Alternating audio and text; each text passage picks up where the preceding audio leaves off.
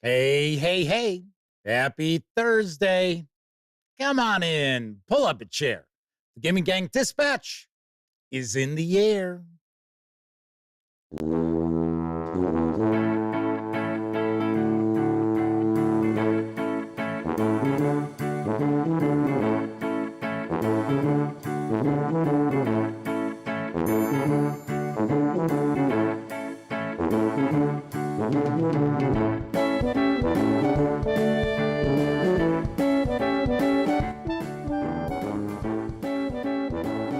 Howdy, gang, and welcome once again to the Duct Tape Studios. I'm Jeff McAleer, your host, here at the Gaming Gang Dispatch, brought to you by, shockingly enough, not only thegaminggang.com, of which I happen to be the founder and editor-in-chief, but also Roll for Combat and their Battle Zoo Ancestry Living Legends Kickstarter, which I will talk about in just a few moments. If you're not overly familiar with the show, let me point out, super casual around here on a Thursday evening. In fact, it is March 20th, 2025. This is actually live stream number 1168. But if you're not familiar, we are just hanging out. We're having some fun. We're talking about the latest in tabletop gaming news. Sometimes I will pontificate about a topic related to our hobby. On other occasions, we will take a first look at a game, and very, very rarely, I might even bust out a live review, although it's been quite some time since I did one of those. But tonight, we are actually going to take a first look at Warhammer 40k Wrath and Glory, Aeldari, Inheritance of Embers. Say that 5 times fast. From my friends over at Cubicle 7 Games. That's right. We're going to dive on in and take a look at what I do believe is the Aeldari source book for Wrath and Glory. So that is on the horizon. Of course, we do tackle the tabletop gaming news first, and then I've got a couple of topics that I do want to broach prior to the brief intermission. Of course, when you're not watching videos on the Gaming Gang channel, be sure to visit gaminggang.com for all latest in tabletop gaming news, reviews, content you're not going to find here on YouTube. Come on, you know the drill. Get your geek on at thegaminggang.com. As long as the channel is not too full of goofiness and chatter, not for me. You might remember if you were watching last night's show, I was talking about a commenter. Too much goofiness. Okay. Hey, there's plenty of outlets out there who are going to treat tabletop gaming as if it's life and death. Taint one of them, Dooley. Taint one of them. Also, since this is a live stream, there is chat available. It's not on screen. It's one of the ways I keep some of the more unusual commenters at bay. And you do have to be a subscriber to the channel for at least 10 minutes before you can take part. But if you check those boxes and you want to say howdy, maybe get a question, a comment, by all means, chime in and I will do my very best to respond. First out the gate tonight is Sean O'Donnell. I should mention, Sean asked last night about if I were getting emails. I have gotten emails from Sean in the past. But Sean, if you've recently sent an email, say in the last week or less, I have not seen it. But I don't think my mail server would be blocking yahoo.com. Our good friend of the show, the Madman, is with us, as is GlueRX, Semper Buffo, W. Forge, Jose Fernandez, Pete Strakolich, Kathy Evans, Kevin King, and Wallona's Cave. Got a good chat, often rocking and rolling today. So before we jump into the tabletop gaming news, let me talk about our sponsor. Yeah, that's right. The Dispatch is currently being sponsored by our friends over at Roll for Combat and their Battle Zoo Ancestries Living Legends Kickstarter. This Kickstarter actually features 14 new playable races for 5e Dungeons & Dragons and Pathfinder 2nd Edition. There is a short Kickstarter video. I think it's about 2 minutes, a little more than 2 minutes. We watched this the other night. A lot of people thought it was pretty entertaining. I'm not going to share it each and every live stream because I don't want it to wear out its welcome. But we are going to take a peek at it here. No. There's nothing else to roleplay as in my tabletop games. I've been everything imaginable. A dwarf, a halfling, an elf, a sexy elf.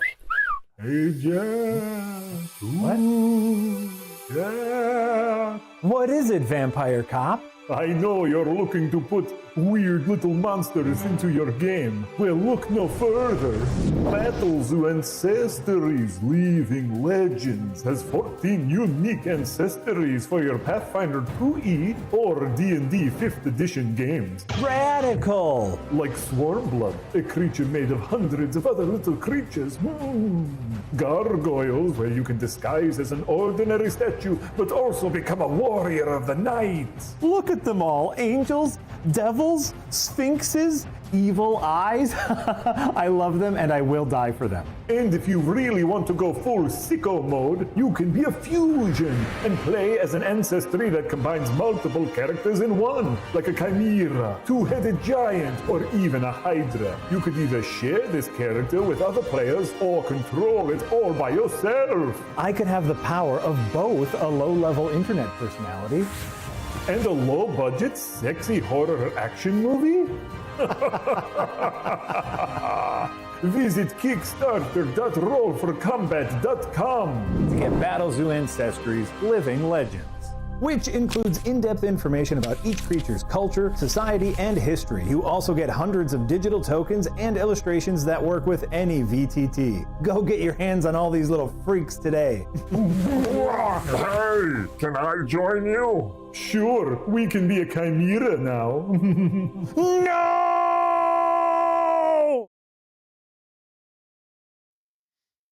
You can reserve a copy of Living Legends in the flavor of your choice in hardcover with PDF for a $69 pledge.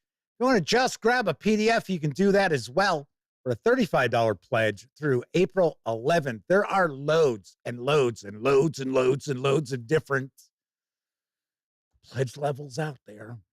One of them actually features the Foundry virtual tabletop assets, as well as the hardcover and the PDF. That does have a pledge level of $99.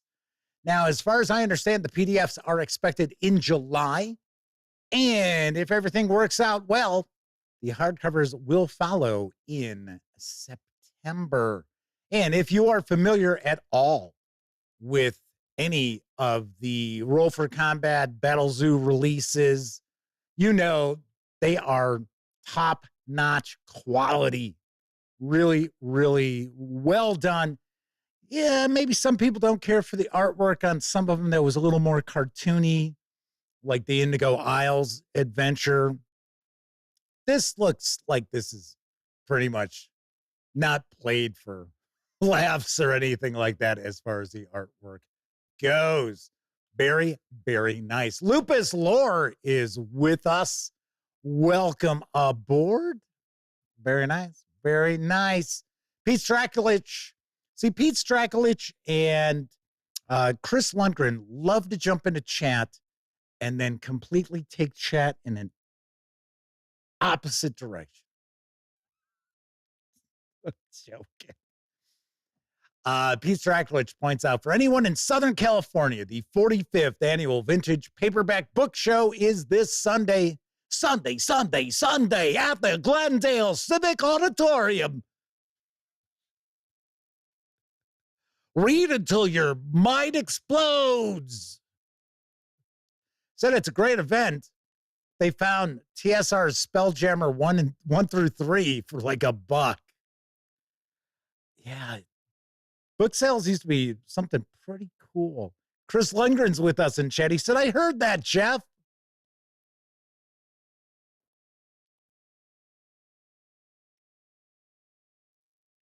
Remember I told you I had old coffee cups from Vegas casinos?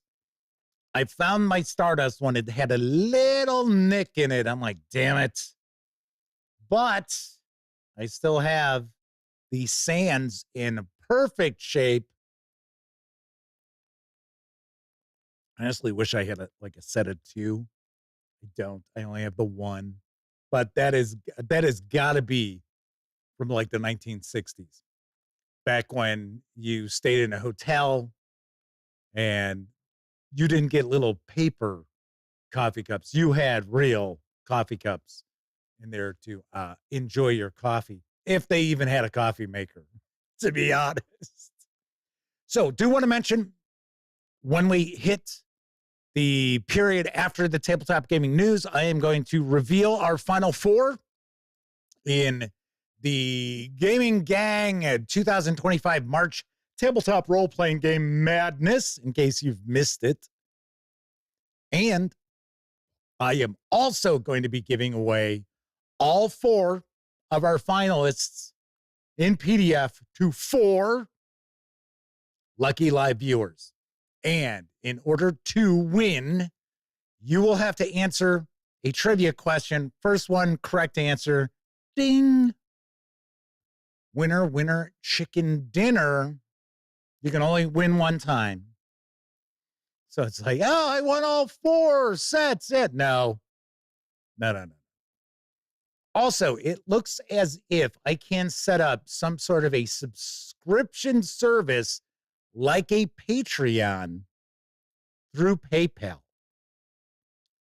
So what I would like to ask you, because you are the folks who normally watch this stream, so you are the ones who would miss it the most, right? It's like other people out there like, there's other shit to watch on YouTube. What the hell?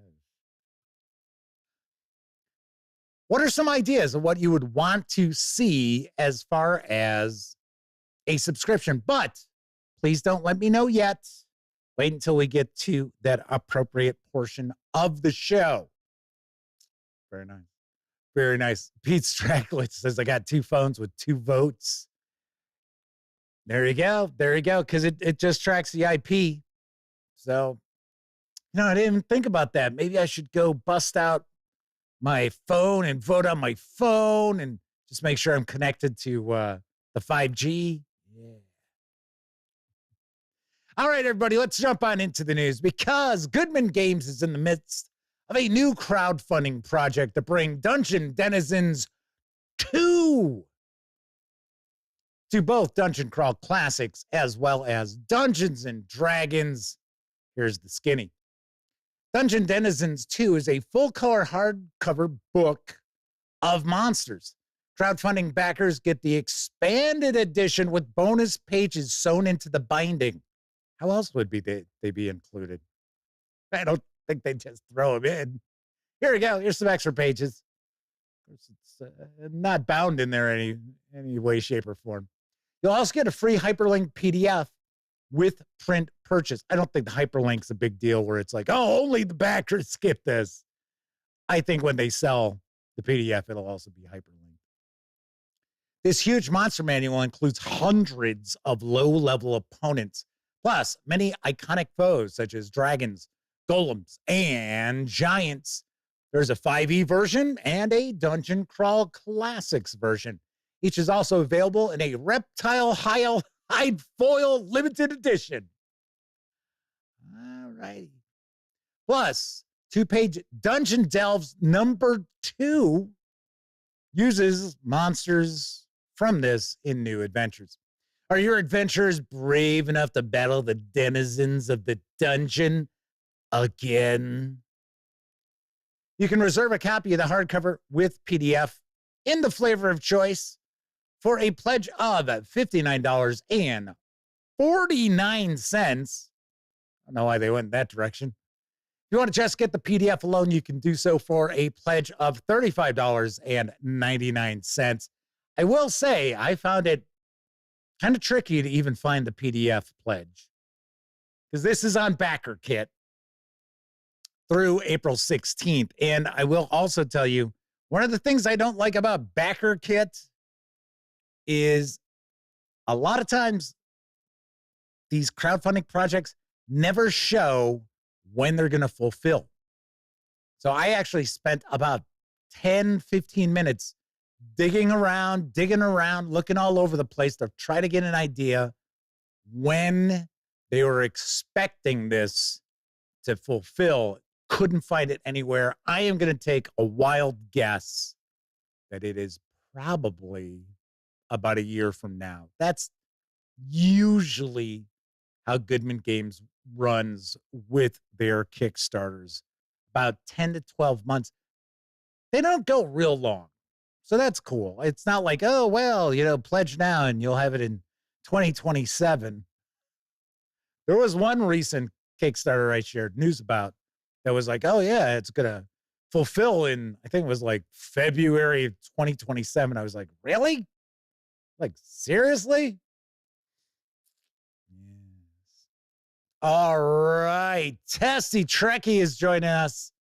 And I will take a stab in the dark. Well, I guess maybe I shouldn't say that. I don't think she likes when I say stab in the dark. I will take a wild guess that the lovely and talented Miss Sarah D might be lurking in the shadows as another of our chat moderators. That is very, very possible. Chris Lundgren asks, what do people think of Goodman Games? Pete Strakulich, who has been paid to say this, says Dungeon Crawl Classics rocks. He hasn't been paid. I like Dungeon Crawl Classics. I think it's well done. I really do. Is it everybody's bag of tricks? No. No, it's not. I know some people don't like the magic system because there's a lot of tables, a lot of rolling. The spell duels can be a little bit confusing. So yeah, but as far as the games itself, the adventures I have seen, nicely done, really nicely done. Like the box set that they did for Jack Vance's Dying Earth, really nice, very nice, very cool. And their adventures are of the, I would say, in the mold, in the vein of old TSR adventures, are kind of like modules. They tend to be maybe 20, 25 pages or so. I mean, there are longer ones, but still. Leland is with us, or Luland, probably not even close. Welcome aboard. Very nice. Let's move on to our next news piece. The Lancers science fiction role-playing game has returned to print from Massive Press and Dark Horse Books, a division of Dark Horse Comics. Here's what I know.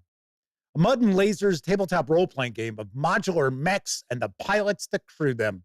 Created in partnership with Massive Press, Dark Horse Books presents Lancer.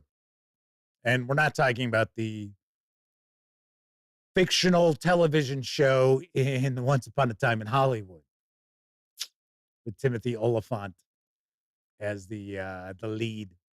Great movie. I love that movie. Absolutely love that movie.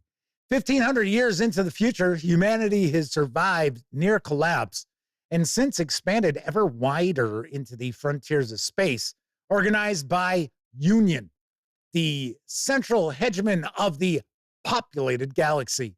At Union's heart, the dream of human utopia has been realized, but Lancer is set at the trembling edges of the expansion, where resistance to the ideals of the utopia grow. As a Lancer, you pilot a mech as unique as yourself. You are, by training, luck, circumstance, or work, one of the best. In this era near the Golden Age, you have one question to answer above all. Who do you fight for? Lancer features a deep, story-rich setting for players to engage with. Every choice they make, every ordnance they mount, every weapon they wield All of it has lore attached, just waiting for a story to develop. The 432-page hardcover carries an MSRP of $59.99. I have actually seen it online for about $42. So do want to mention that. But the MSRP is $59.99. If you want to grab just the PDF, you can do so from the Massive Press itch page for $25. And I got to say, I have heard people talk about Lancer, and it's supposed to be excellent. For a lot of people, it is their absolute favorite mecha role-playing game. And there is tons and tons of content. I believe there's even a free version of it. So there is that. Like I said, I don't think it's a quick start. I think it is a free edition. Of course, I would take a guess. A lot of the lore and artwork is not present, but kind of curious to check it out. By all means. So let's see. Peter actually says, I grew up reading Dark Horse comics. I'd like to see you do a first look of this. I don't really have any relationship with either Massive Press or Dark Horse. Only thing with Dark Horse is that on Sundays we do share their upcoming comics for the week ahead. But I mean, I don't know. I don't know if I could actually pull this off into copy, but I will be honest. I would be interested in checking this out because, like I said, I have heard good things about this. I don't know what system it uses for some strange reason. Maybe I'm like completely off my rocker. I thought it was kind of built on like Old Traveler or like Cepheus engine, sort of. I could be absolutely wrong, though. But yes, it is back in print. I guess it's just a new print run, but it had been out of print for a bit. So there you've got it. All righty. Moving right along. A new Shield Maidens bundle has landed over at Bundle of Holding. I got the deets on the deal. Adventure. Step into the 9 realms with this all-new Shield Maidens bundle featuring, I guess we'll go out on a limb and take a guess, Shield Maidens? The tabletop science fantasy role-playing game of cosmic action in a high-tech Viking age from Mongoose Publishing. Though Ragnarok rages and the Fenrir Empire bleeds life from the 9 realms to fuel its growth, the Shield Maidens stand strong. Empowered by a ferocious spirit to stand against oppression, Shield Maidens fuse magic and technology to wield powerful guardian shields, neon emblems of undying honor. Shield Maidens is a game of dedicated warriors standing shoulder to shoulder against an empire that crushes humanity. Quick, easy to learn rules emphasize collaboration and teamwork. Be wary, for the enemies of Midgard are many, and the gods will not help you. Only the mightiest women live forever in the tales and songs of the Shield Maidens. For just $19.99, you get all 4 titles in the Shield Maiden collection with the retail value of $117 as DRM-free PDFs, including the complete Shield Maidens training guide for players, the Shield Maidens Game Master's Guide, the Data Forge Bestiary, and the Scenario Collection, Tales of Yggdrasil. These savings run through April 9th.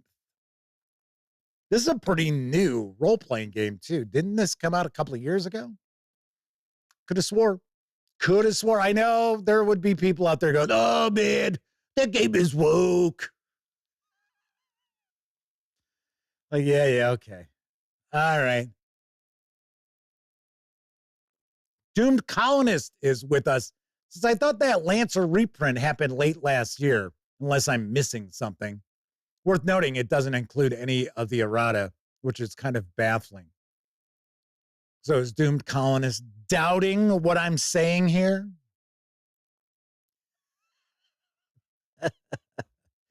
So I did not say that this was the first time that the book had come out.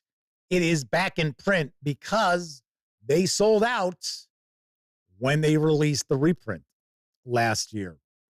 So it was out of print. And it wasn't, I don't think it was that late last year. I think it was in the summer. But obviously enough, they didn't do a big enough print run. So they sold out. But now it is back in print. So, and I think it's the first time I've shared a news piece about Lancer. And like I said, I'd heard the, good things about it over the past few years. So I was like, okay, all right. I see it's back in print. I will share a news piece. And Darius Termina is joining us. Welcome back. Tim Collins says, no doubt implied at all, Jeff. I came in halfway through. That's my story, and I'm sticking to it. We'll definitely give that a check. Chris Leonard asks, so here you go. Chris is taking us off into another direction. On last night's show, War Machine, the miniatures game, is it a dead game, but the RPG survives? It's not dead because Steamforged Games is going to release miniatures for War Machine. I think they're going to do Hordes as well. It's just easier for them. Got to realize when companies roll out a lot of these bundles of holding, humble bundles, many times, not always, but many times, those companies, they want a little influx of cash. And yes, granted, a lot of times we see stuff on Humble Bundle where it's like, oh, you get the whole thing for $30, $25. And part of that is going to charity. Part of that is going to Humble. But still, sometimes they do that to get a little infusion of funds to move forward with new things or to wrap up things that they're already developing. At least that's what I have encountered. Now, like I said, it's not everybody. So when we see Paizo Inc. put up a Pathfinder bundle, it's not like, oh my gosh, we're going broke. It's like we need those ducats. No, that's not the case. But I do know sometimes it is the case where they're looking to pick up some extra funds. So there is that. But as far as it being a dead game, just hasn't had anything going on with it for a little bit. I knew a little more about War Machines back when I lived in Arizona, and I don't know how I got this hair in my eye. That was weird.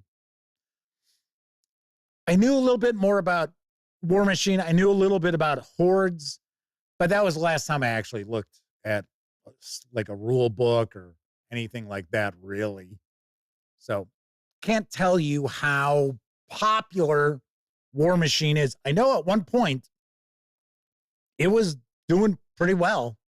And as I mentioned on last night's show, some of the folks over at Privateer Press pissed off their fans. And fans turned on them big time. All right, let's move on to a company that the fans have not turned on, because now available in print and PDF from my friends over at Exalted Funeral is The Molt. And here's the scoop.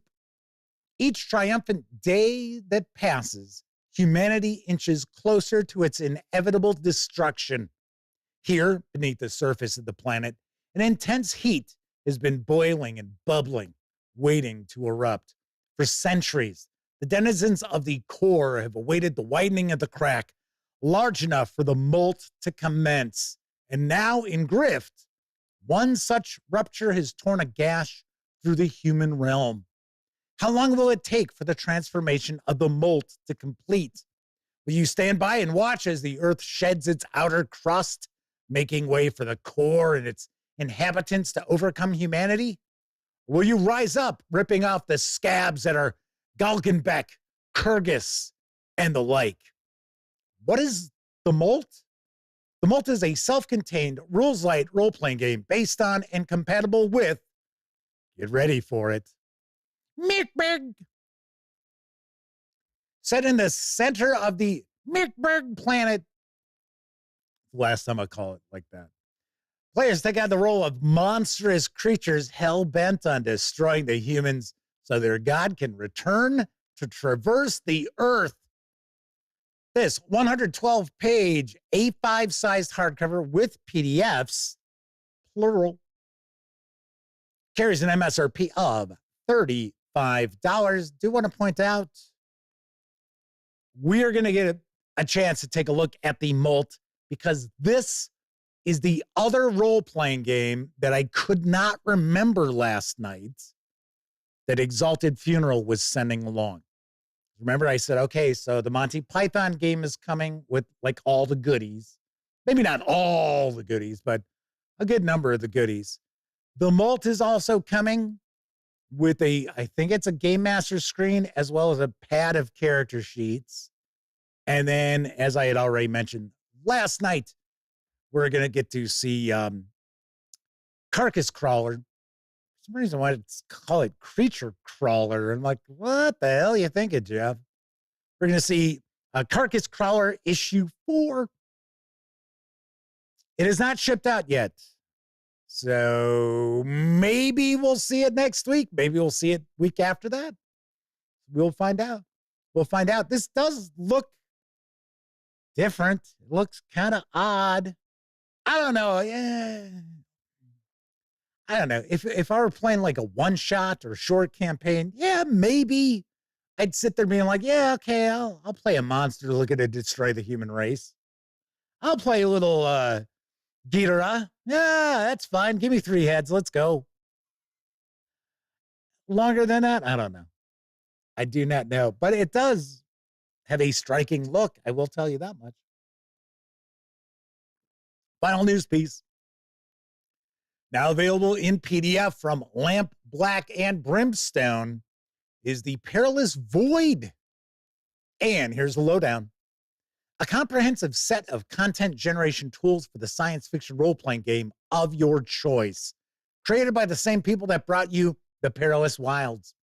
The Perilous Void is a 168-page fully illustrated, I guess I should say, PDF packed with content generation tools to cover everything from the galactic level down to the personalities of individual NPCs. The tables provided rely entirely on a 10-sided die and percentile die rolls. The book is comprised of the following sections. There is an overview, an explanation of the physical and social hierarchies used to organize the content generated using the procedures described in the book. Setting creation, procedures for collaborative approaches to setting creation for a science fiction campaign. Sector creation, guidelines for generating a sector of space, including tables of star types, nebula, and anomalies. System creation, procedures and tables for generating the essential components of a star system. World creation, extensive procedures for determining the position, climate, size, gravity, atmosphere, resources, and environmental characteristics of planets and moons. There's life form creation, which will include guidelines for generating microbial, simple, and complex life forms with tables to determine physical form, size, quantity, special features, and evolutionary adaptations by world type. Social creation, which are rules for determining the social organization of sentient species. Faction creation, guidelines for generating groups within a society. Community creation, within a given society might be found multiple communities, which actually come in 7 possible types. Outpost, space station, colony, village, town, city, and megacity. Say hello to Judge Dredd when you visit Megacity 1. Development creation, in Perilous Void terms, developments encompass various emergent aspects of play, categorized into situations, incidents, encounters, events, offers, and discoveries. Also, NPC creation. Finally, whenever the GM needs to create a non-player character, this section is ready to assist. And there are additional tables and record sheets. There's a lot of stuff going on in this book. I have always heard really good things about the Perilous Wilds. So this 168-page PDF is available now. It just arrived over on DriveThruRPG for $20. Yay. I like the artwork too. The artwork's pretty solid. Pretty cool black and white line art. Gotta dig it. Gots to dig it. All right. That is it for the news tonight. As I notice, Kevin R. Smith has joined us in chat. Of course, I was just talking about DriveThruRPG. Don't forget the Gaming Gang, thus the Dispatch, is affiliated with the One Bookshelf sites. So if you are going to visit DriveThruRPG, Dungeon Masters Guild, Storytellers Vault, Wargame Vault, any of those One Bookshelf sites, please stop by thegaminggang.com first. Click on one of our banner ads. That way, if you happen to make a purchase, I get 5% of that sale. And all of that really adds up and helps keep thegaminggang.com, yes, the website, around. Of course, if you like the video, if you dig the channel, if you find the Gaming Gang to be a valuable resource, hell, if you just like what we do, you can always stop on by paypal.me/thegaminggang to make a small donation. Hell, you can buy me a 2-liter bottle of soda.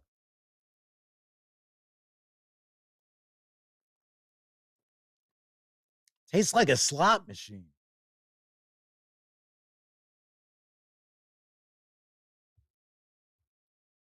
And there are some fine folks out there who have stopped by paypal.me/thegaminggang this month and made not small donations, such as Joshua Edwards. Do I know what Joshua Edwards' nickname is? Not going to reveal it. The Madman, Mary Smith, and I really do want to take another moment, give some really special recognition to Gloomwin RX, Craig Watkins, Tessie Trekkie, and James Auer for making really generous donations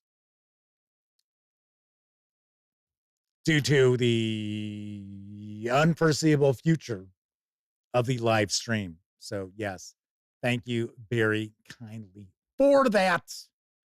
I really do appreciate it a ton. A ton. Okay, so we are going to be diving on in, taking a look at Warhammer 40k, Wrath and Glory, Aeldari, Inheritance of Embers. Could we make the title even longer? In just a few minutes. In just a bit. I don't want to say a few minutes. In just a bit, we got a couple of things that we are going to tackle. First of all, might as well tackle the final four in the Gaming Gang 2025 March tabletop role-playing game Madness. That's right. We are into the final four. And as I promised, I am going to give away copies of all four core books for these games in PDF to 4 lucky viewers watching right now. So our final four consists of last year's champion. I'm pretty sure it was last year's champion, Call of Cthulhu. They're going up against Old School Essentials.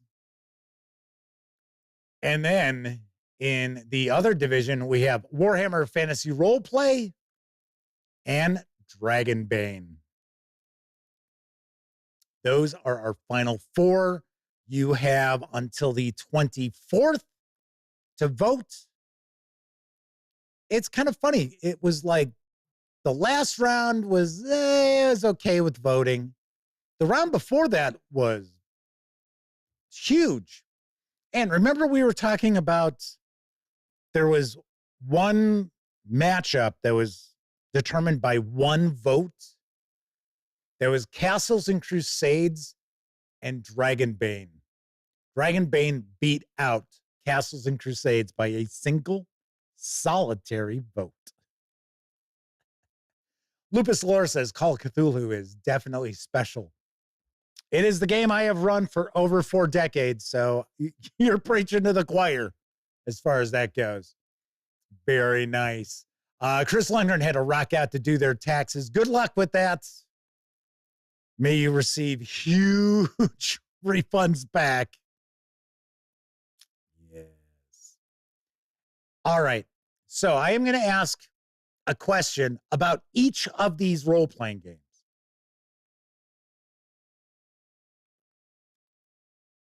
Whoever can get the answer first is going to be one of the winners. So I'm going to ask a question, wait for the answer, then I'll ask the next question. If you win, that takes you out of the running because you've already won. All right?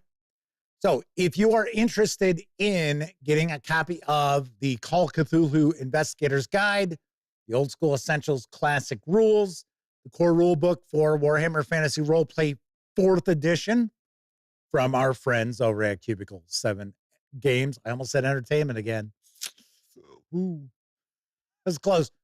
And also a copy of Dragonbane. Get ready. All right, first question. Okay, I should point out 3 of these questions, the answer is a number. One of the questions is not. You're going to have to type out an answer. Okay. In the H.P. Lovecraft story, Call of Cthulhu, how many vignettes make up that story?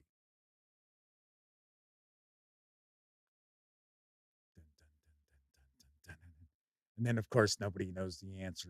And somebody's like trying to search online for it. So it's like dead silence on the channel for like 10 minutes. Jose Fernandez, his guest. Semper Buffo, his guest. And Darius Termina, his guest. Kevin R. Smith said they're staying out of this because they already own 3 of the 4. Pete Stracklich has made their guess. No one is correct. No one is correct yet.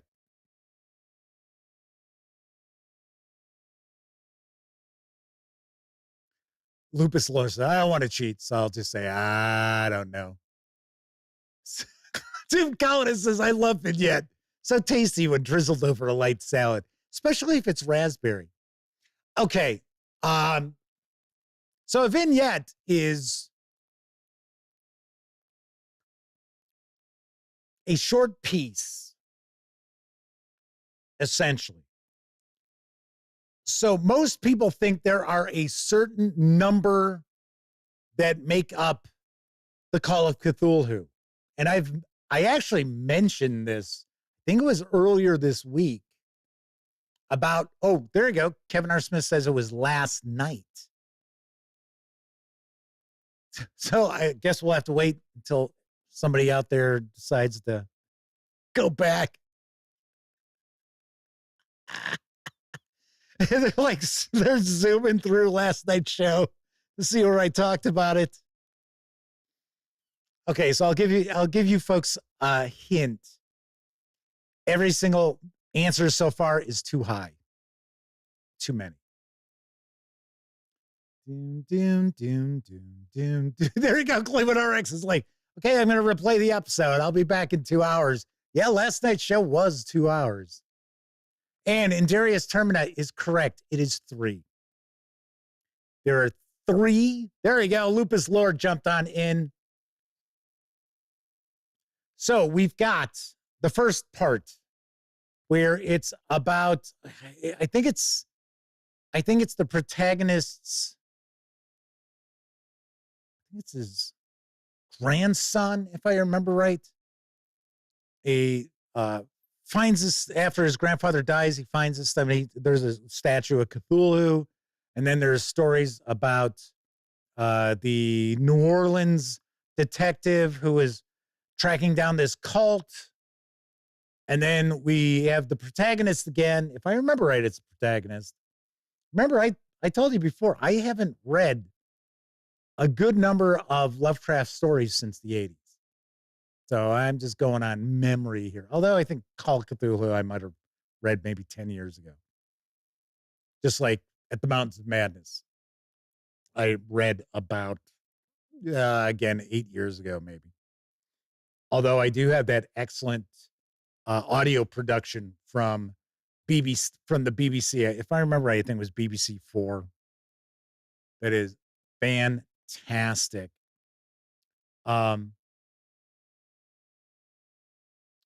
Kevin R. Smith says, I'm about to say, I hope I was right about last night. It was the night before. We might have been waiting forever. Forever.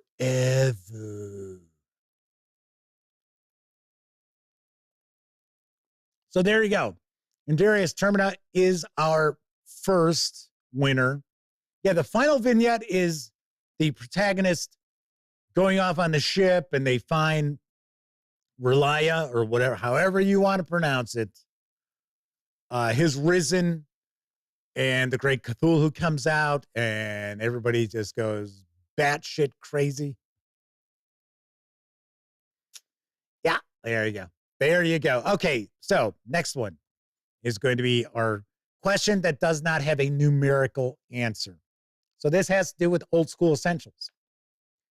Who was the lead designer on the role-playing game that Old School Essentials is built upon?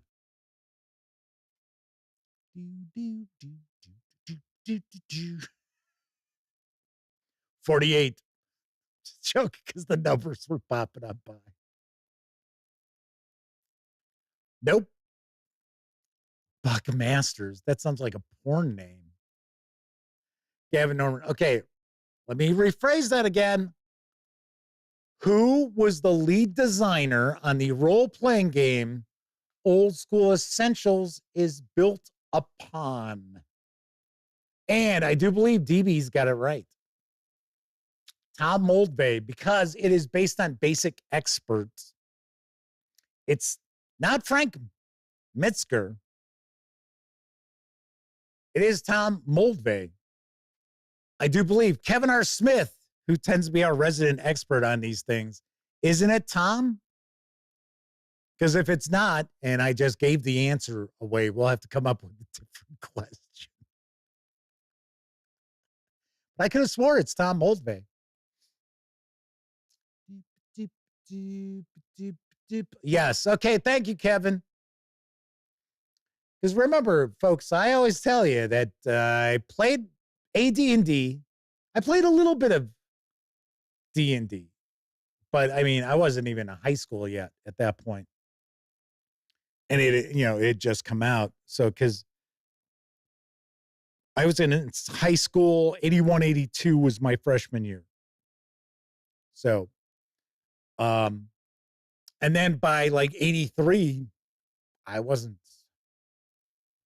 maybe play in a Call of Cthulhu adventure, not Call of Cthulhu, Dungeons and Dragons adventure, AD&D or Basic Expert, maybe at a game day, but I could probably say, don't know. No, but I said edition. So Gluin RX says, isn't Gygax and Arneson the real answer? No, it's not.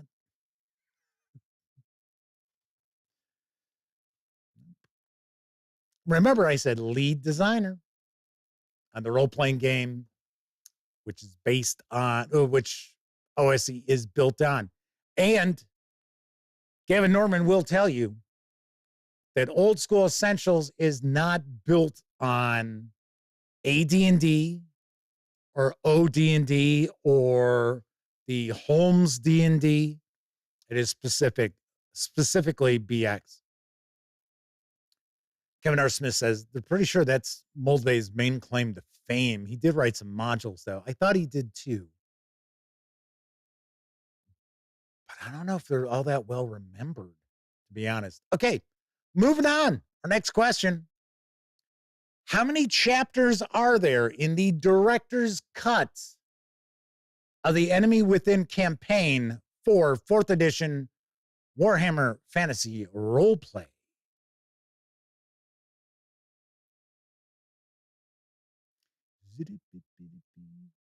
Okay, so so far our winners are DB and Darius Termina.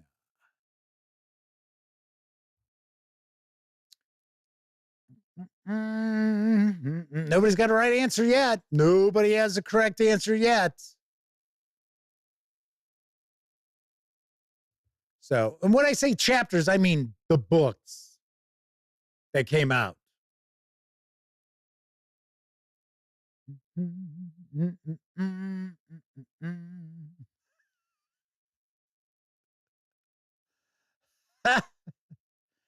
Nobody's got it right yet. Somebody did get close. Someone had gotten close on these. And I do want to point out, since DB won, they're not in the running anymore. Like, how many times are you going to win the 4 games?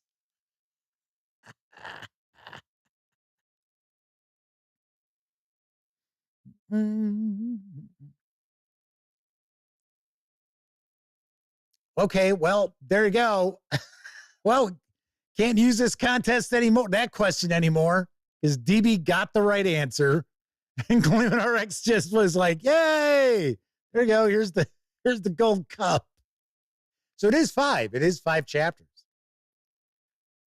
All right, well, yeah, you guys blew it. I guess now I'm only going to give away to the copies, the 3 lucky winners.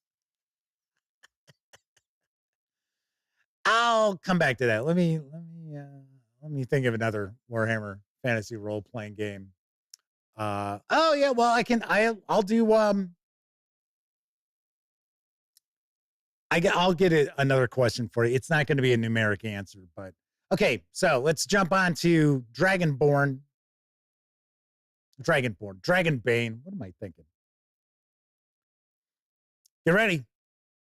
What year did the original Swedish game that Dragonbane is a translation of hit the market in Sweden?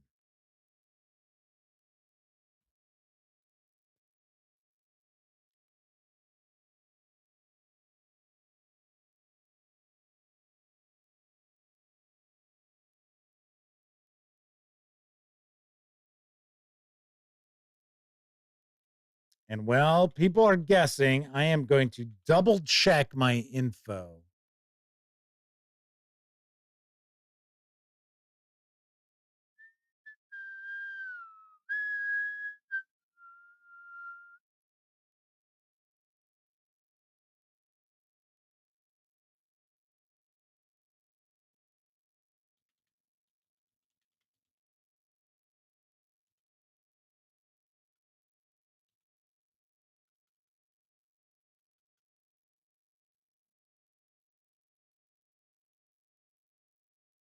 CB's like, I actually know this, but I have to have my lips stapled shut. You're a winner. How many times are you going to win? It's like, come on.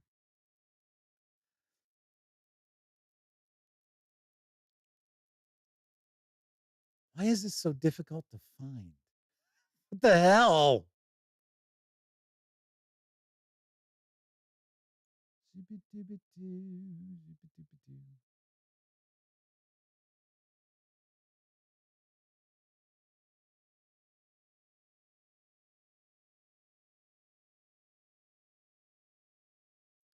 It used to be in, I could have swore that they actually used to refer to it.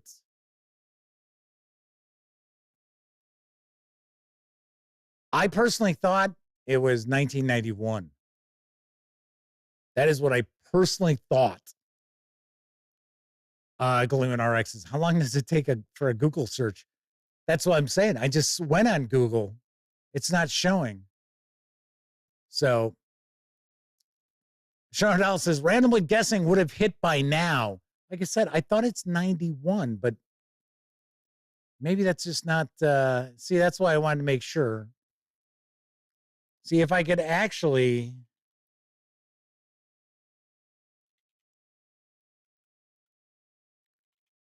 recall the correct spelling for the original game.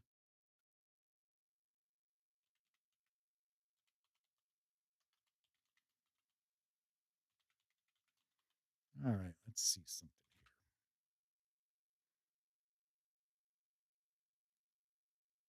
here. All right, so I at least got that. And no, I was wrong. So it's a good thing I was double checking this. See, now, of course, that's got a Wikipedia page, which is what I was looking for, trying to open to find for good old Dragonbane. All right, let me pull everything back up here. Let's take a look. Who had 1982? First one with 82 is our good friend of the show, the Madman. So the Madman is our winner on that.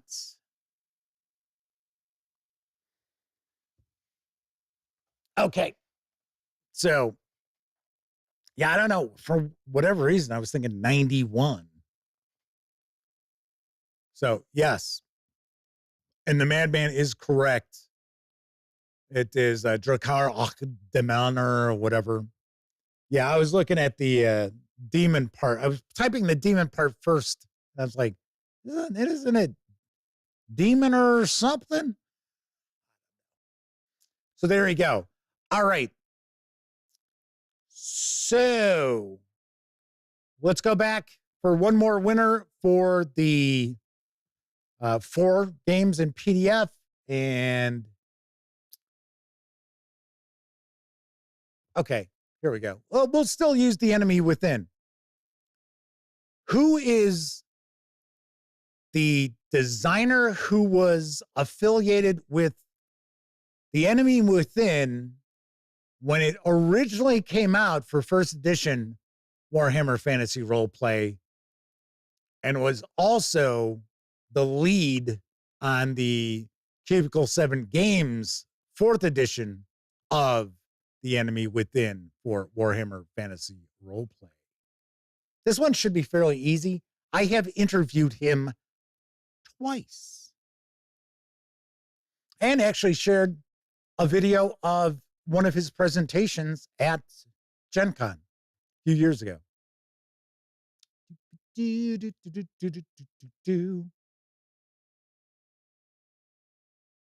Sean O'Donnell asks, who rides bear cavalry in the old world?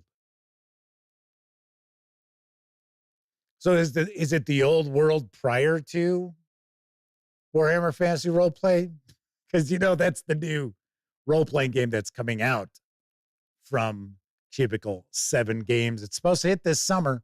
Richard Hollowell is incorrect. DB says, that was a cool interview. Let's see. I'll give you a hint. Not that it's really going to help much. He was actually brought in to touch up some of the storytelling in the Celastra computer role-playing game. Rick Priestley. I guess he was involved with role-play. Rick Astley. There you go. Semper Buffo has gotten back from his Google search. It is Graham Davis. Yes, it is Richard Simmons. Pete Strackley said Richard Simmons. Yep, there you go. Well, we got a tie because they were both. No, it was Graham Davis. All right, so you folks are the winners out there. So what you need to do is shoot me an email at jeffmcaleer@thegaminggang.com from the email that's associated with your YouTube account, which would be Gmail. And I will get you set up with PDFs of those 4 games. Thank you very much for playing. That trivia took a little longer than I was expecting, but still, that's okay. All right, so the other thing I wanted to tackle, I guess we'll do it real quick now, is I learned that it appears, I have not dug into it yet, it appears that you can set up as a business, which would be the Gaming Gang. I do have a business account at PayPal. If you have a business account you can set up subscriptions through PayPal as opposed to a Patreon. And I would think that PayPal would take its normal rate from it as opposed to like a super chat here on YouTube. Google gets 50% of that. Patreon, they take a pretty good chunk. So I am going to be taking a look this weekend at what I might be able to put together as far as a like a Patreon would be, except it would be through PayPal. So my question is, and I mentioned this early in the show, so if you've been sitting there waiting to throw out your idea, this is the time. The question is, what would you like to see from a subscription?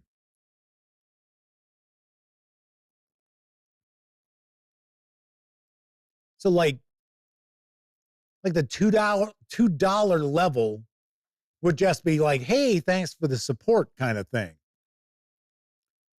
But I would probably look to have maybe one or two. Well, I would probably look to have one $50 level, just one, and maybe two $25 levels. I don't know. I have no idea.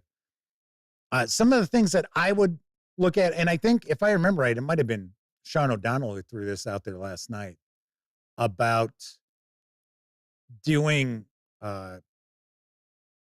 like subscribers could, request topics for the show. Or if you were at a certain level, then you would take part in a members only episode or members only live stream once a month or whatever.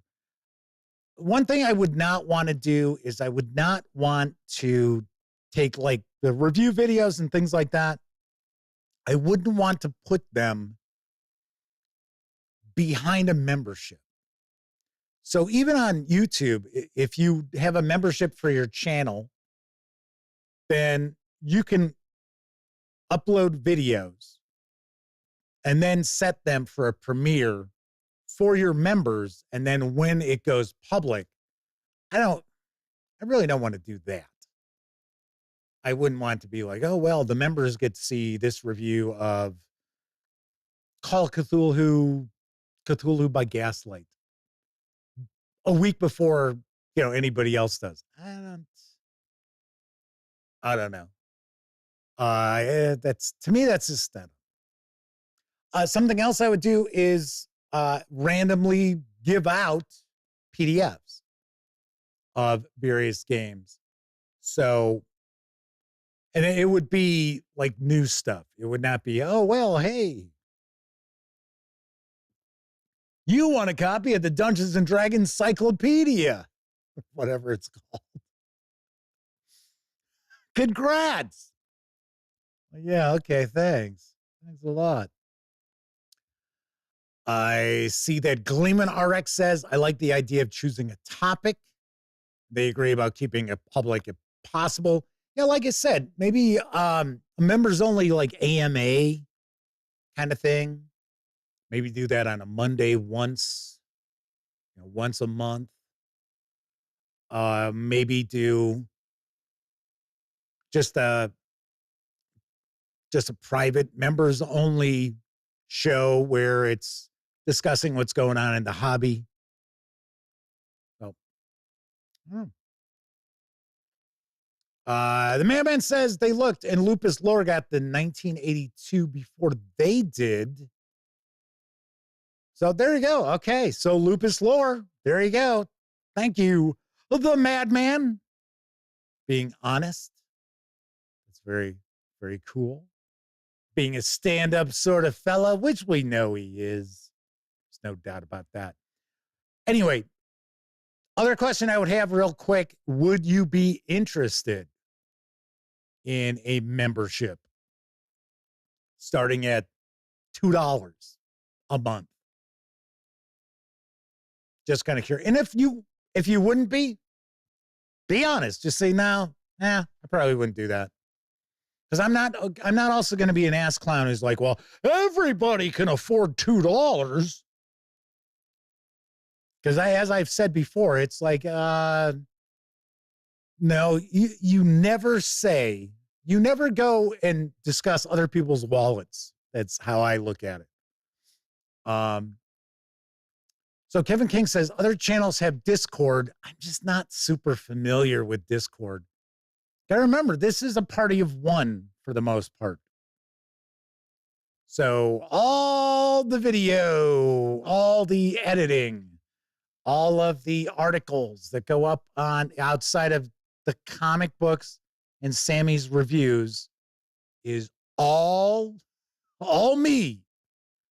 So putting together a Discord is just, Shardal says, yeah, it's worth it to help keep the dispatch stick around. Fleeman RX says $2, very affordable. Semper Buffo gives a check mark. DB says, volunteer mods can run it for you, man. Yeah, but the thing is,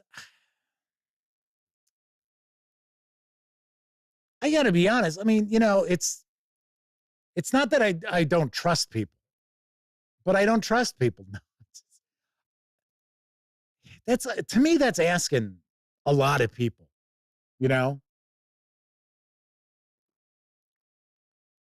I can't get more people to review role-playing games for me.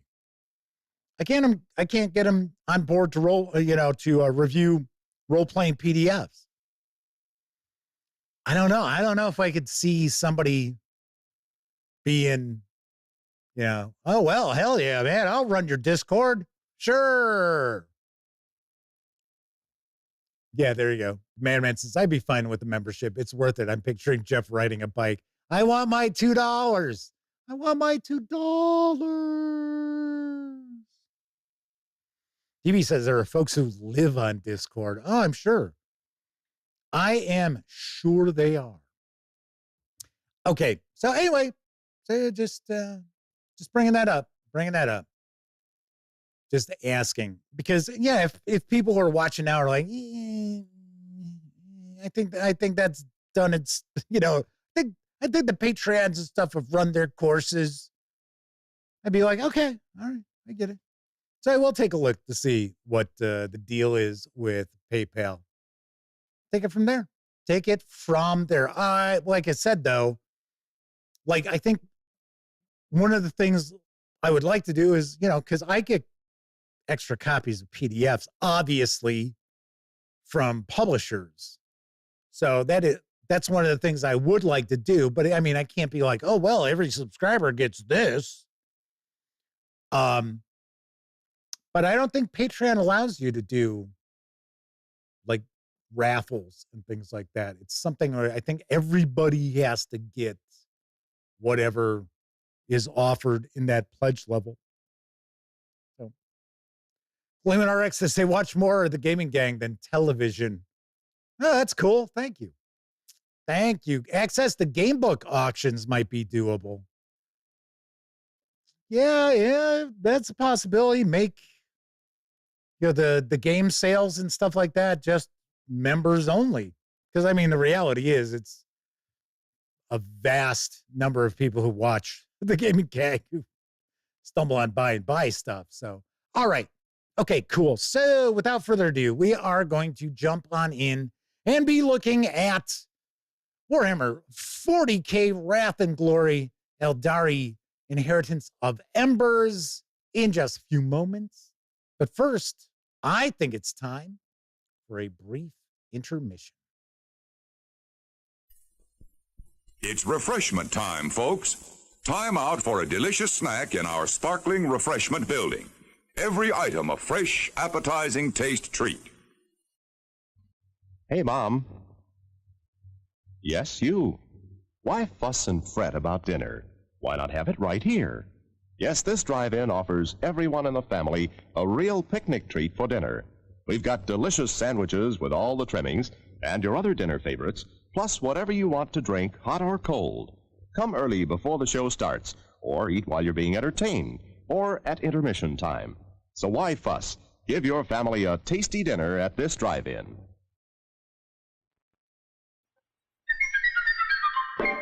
If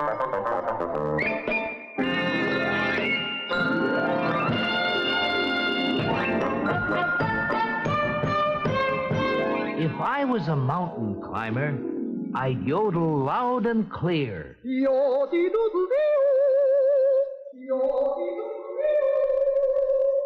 For Bush Bavarian beer.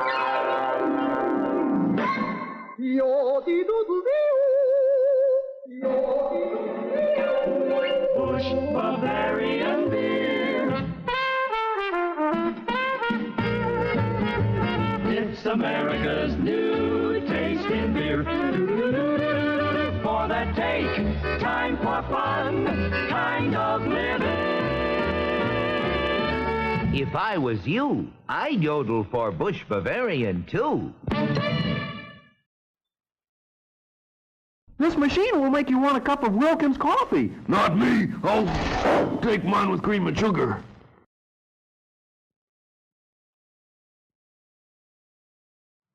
And now, boys and girls, here is what you get when you join the Secret Squadron. This membership card with your very own Secret Squadron number, this official Secret Squadron manual, and this combination badge and decoder. Look, here's how the decoder works. I'll give you a two-word clue. The second word is in our secret code.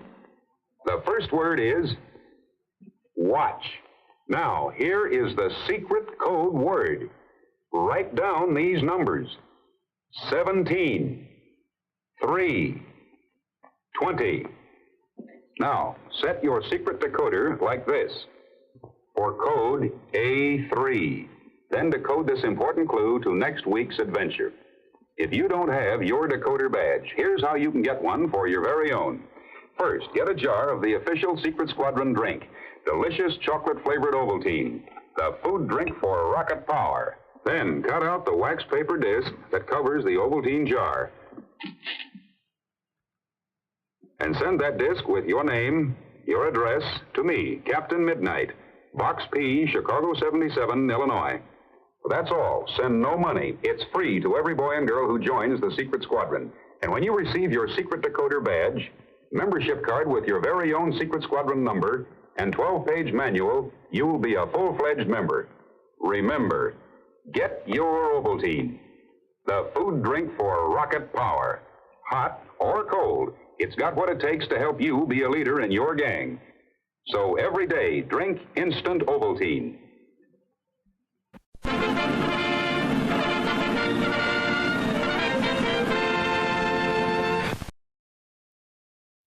Drink your Ovaltine, kids. I thought it was funny how many people, one time when I ran that previously, because yes, I was going to share a brief intermission with Plan 9 from Outer Space with its trailer, because it was not a copyright flag when I uploaded it yesterday. And then when I put together the brief intermission and uploaded that, suddenly it was copyright. And I'm like, okay, guess I'm going to have to grab one of the backups, put it up there. But I was really surprised that how many people had never tried Ovaltine. Kevin R. Smith says, obviously Ovaltine is what made Jeff the leader of the gaming gang. Sharon Dowell says they've got Ovaltine in their pantry right now. So does Pete Strakolich. Nice. Noise. So there was some discussion of having a patch with the gaming gang to sew on. I see DB said, oh, Jeff, you can have a secret squadron for subs.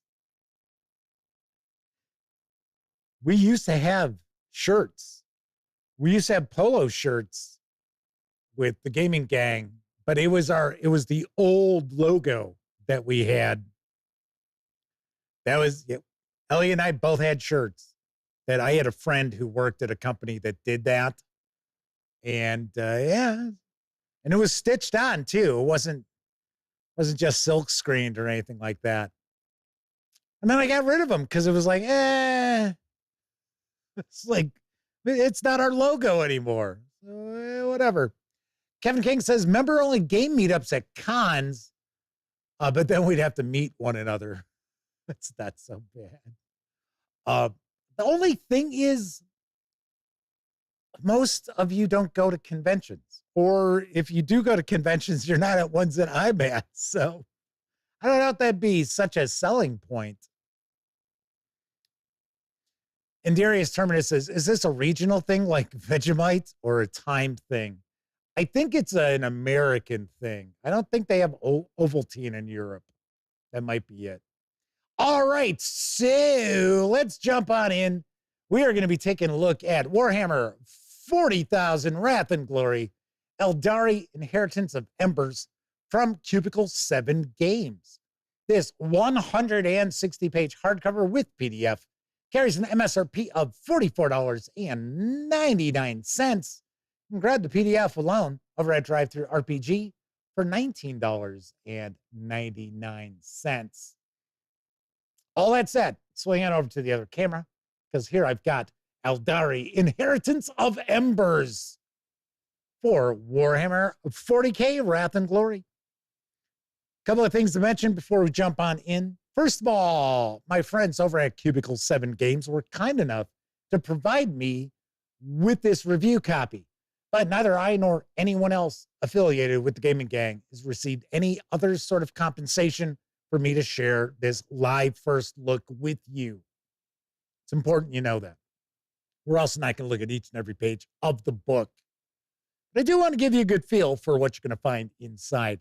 To my understanding, this is the Aeldari, or as I would always refer to them, the Eldar, because that's what they were called when I was kind of into Warhammer 40k, more so into Epic, because I played the Eldar all the time. So, like their shattered war god, Kayla Mensha Kane. Get ready, because I'm going to mispronounce stuff left and right and center. The Aeldari are a sundered people, heirs to a galaxy-wide empire that no longer exists. All Aeldari fear the grip of she who thirsts. Each has been forced to find their own way to deal with this looming horror. Some have chosen to walk a narrow path of focus and dedication, while a few feed her terrible thirst with the suffering and pain of others. Aeldari Inheritance of Embers is the ultimate Wrath and Glory sourcebook for Aeldari players and game masters alike. This expansive supplement is the perfect starting point for an entirely Aeldari-focused adventure, or to expand the enigmatic Xeno's role in an existing campaign. Explore the shattered ruins of craftworld Kari, raid unwary void ships as daring corsairs, or even risk navigating the intricate and brutal politics of Camorra itself. Nice. Tim Collins says, I believe that was 100% accurate pronunciation. 10 out of 10, no notes. Oh, I don't know. Mark Hawkswell is hanging with us asking, how many playable races are there in Warhammer 40k Wrath and Glory? Because you got to remember, we have a couple of current Warhammer 40k role-playing games with another on the way. I think, if I remember right, isn't there another one that's, maybe I'm cracking up. I know there's the Old World. That's coming soon. With Wrath and Glory, you have a larger range that you can go with just because of the backstory to it, as opposed to Imperium Maledictum. Here's our credits page. So let's give credit where credit is due, because a lot of folks work very hard to bring this to life, including, I bet you he's in here. Where is he? Where's my buddy? Oh, there we go. There's TS. My friend T.S. Lukehart. Don't forget, Warhammer Fantasy Roleplay is in that Final Four. And I know T.S. is going to be out there drumming up votes on social media. I know it. Gleeman RX says, so Wrath and Glory is not a miniatures game? No, it's a role-playing game. It is a role-playing game. It was originally designed by Ulysses Spiel, and then they pissed off Games Workshop, and Games Workshop said, no soup for you anymore.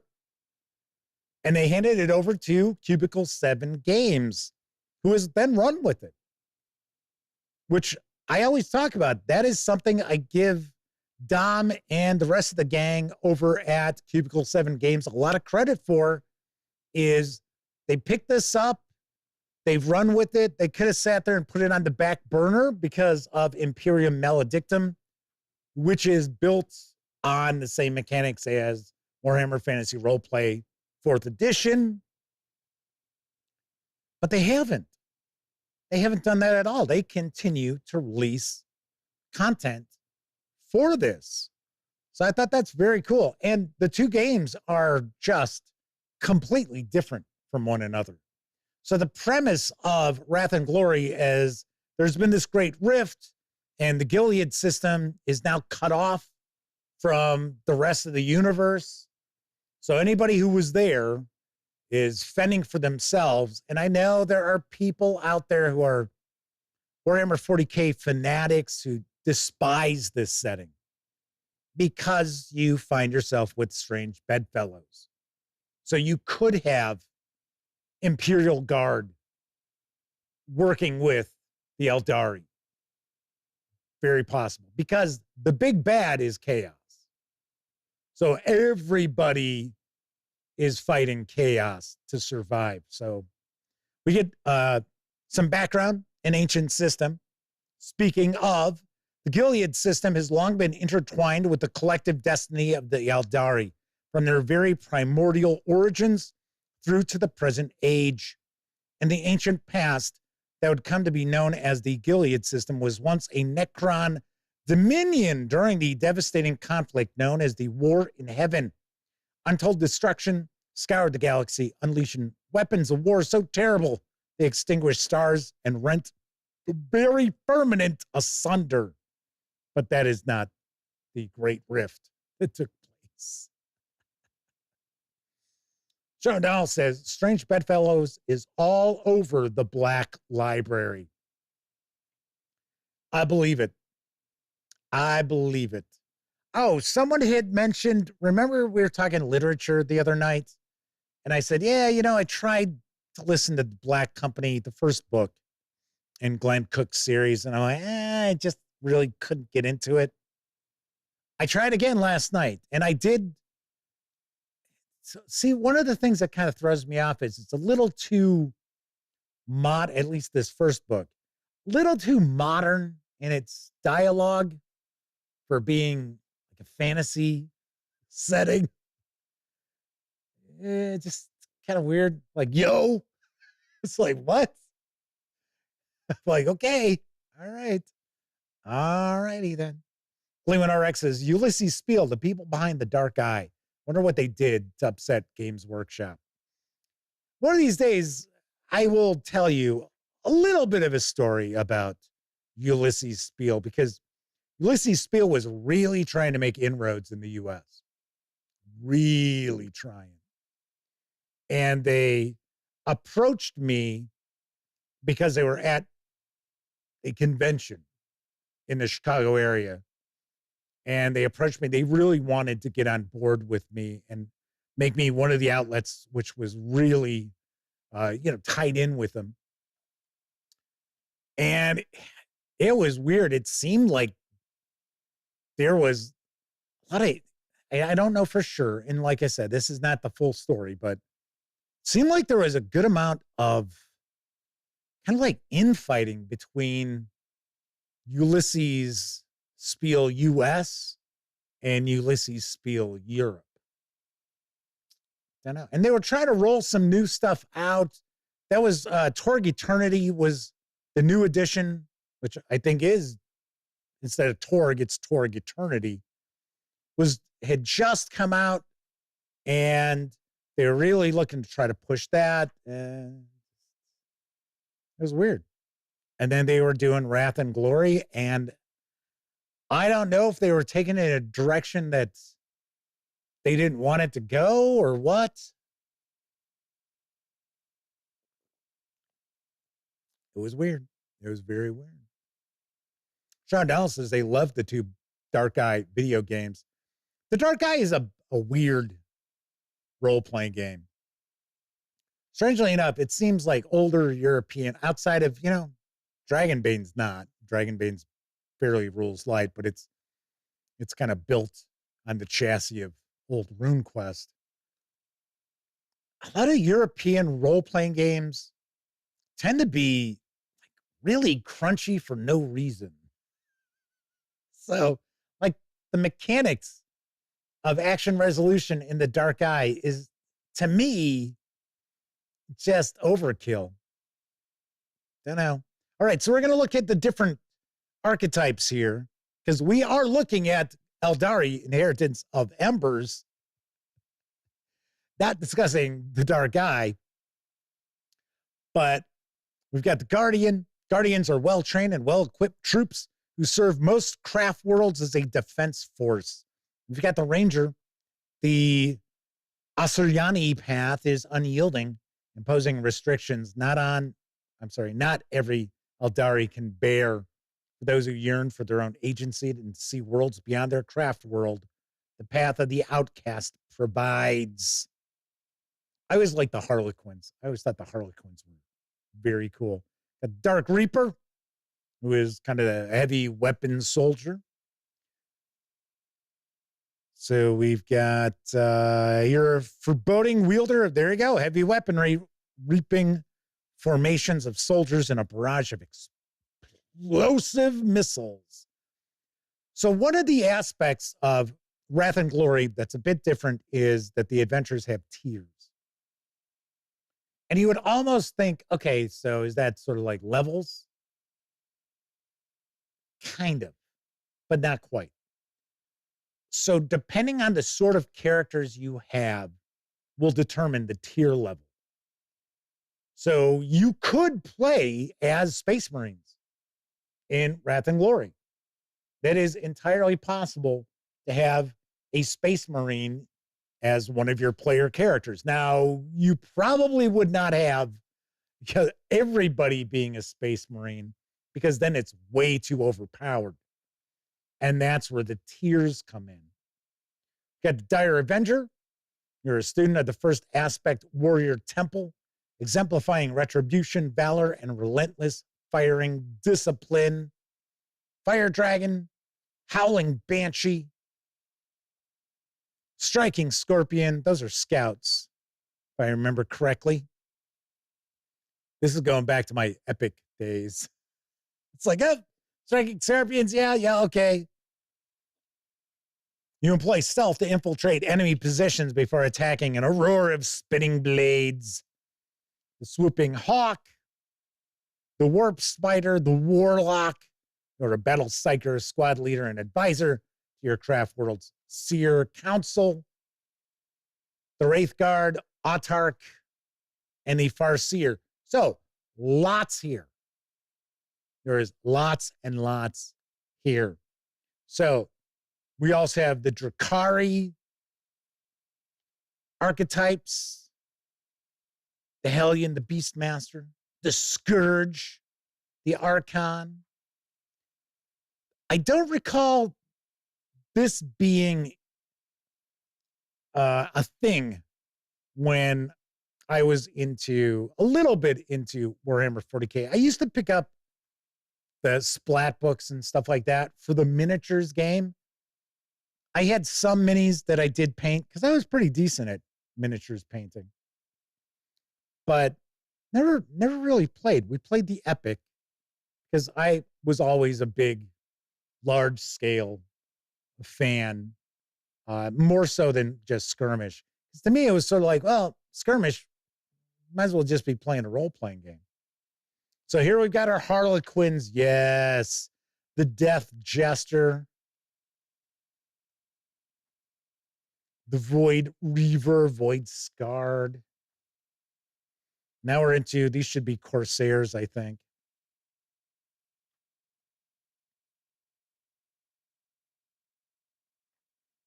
So we've got some new talents like Animal Companion, Blade Artist, Power from Pain, Insensible to Pain. Playing an Aeldari. You're among the last of a dying race, embers of an empire fading to ashes against the encroaching night.